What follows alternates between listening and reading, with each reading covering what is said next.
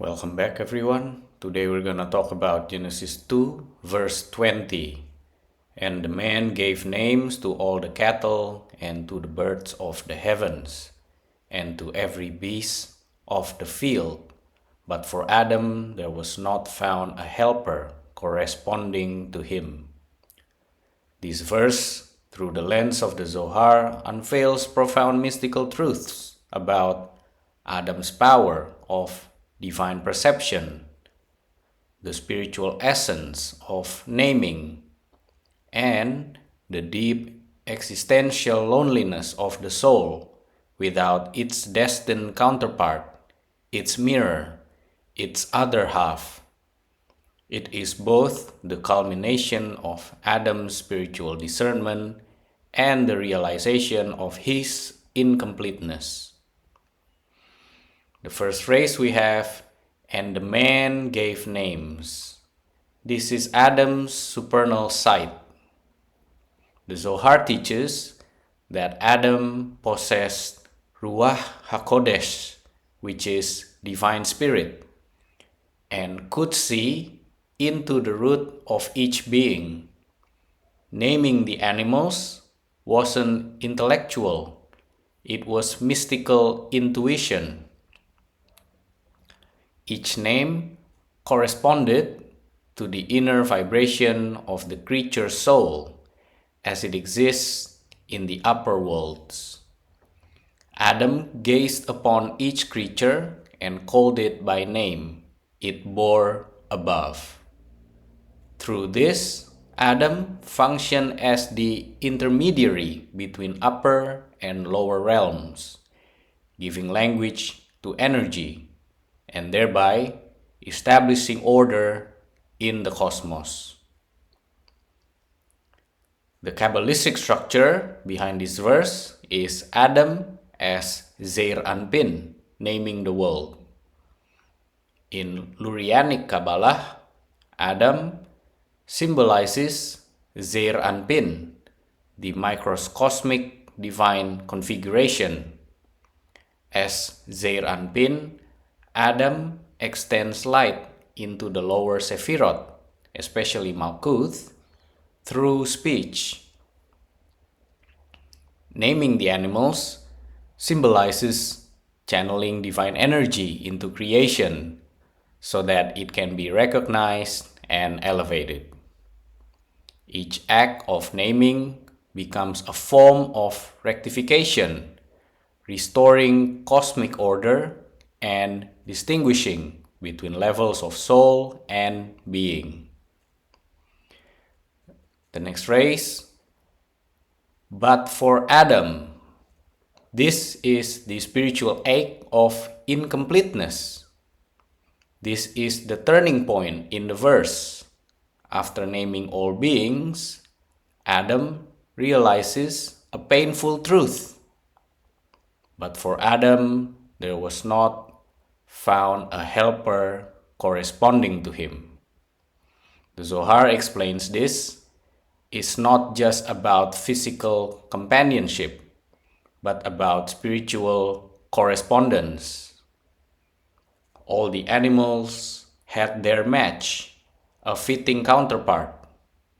Adam, despite his divine stature and clarity, remained alone. This loneliness is ontological, not emotional. It reflects the soul's yearning for its divinely appointed mirror, the vessel through which it can fully reflect the divine image. The helper not found. This is a hidden divine plan. The phrase was not found implies that Adam searched, not only visually, but inwardly. He examined every creature for resonance, equality, soul depth. None bore the matching spark, the same divine composition. The Zohar teaches that this absence was intentional, a prelude to the revelation of Hava, or in English, Eve. The female was hidden within the male. She would be revealed only when the male realized his lack. Adam had to fill the void in order to receive the blessing. This is a cosmic principle. Awakening precedes union. The divine desire for union through differentiation. The fact that Adam's partner is not immediately created emphasizes that union is sacred only when preceded by individuation. The Zohar teaches Adam must first encounter otherness, the full spectrum of creation, to grasp what he is not. Only then can he recognize what he is destined for. This becomes the archetype for all human longing, the yearning for the beloved, the quest for spiritual union, and the search for the soul's other half.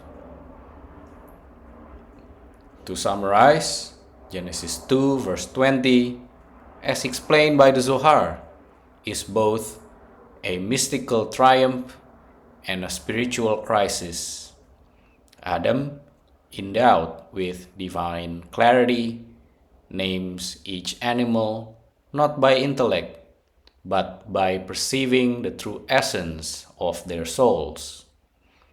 This act affirms his role as co-creator, aligning heaven and earth through sacred speech.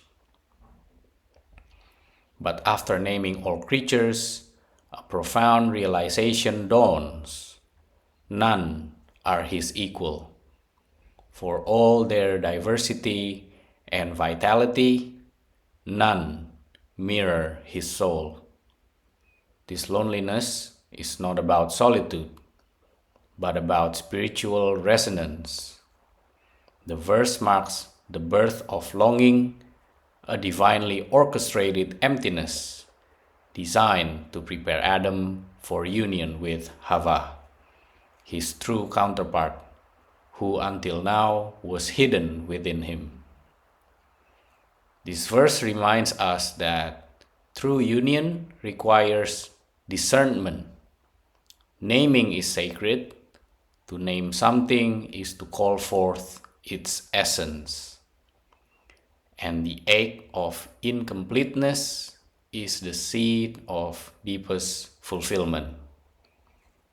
When the soul cannot find its mirror in the world, it is because that mirror is still being prepared from within.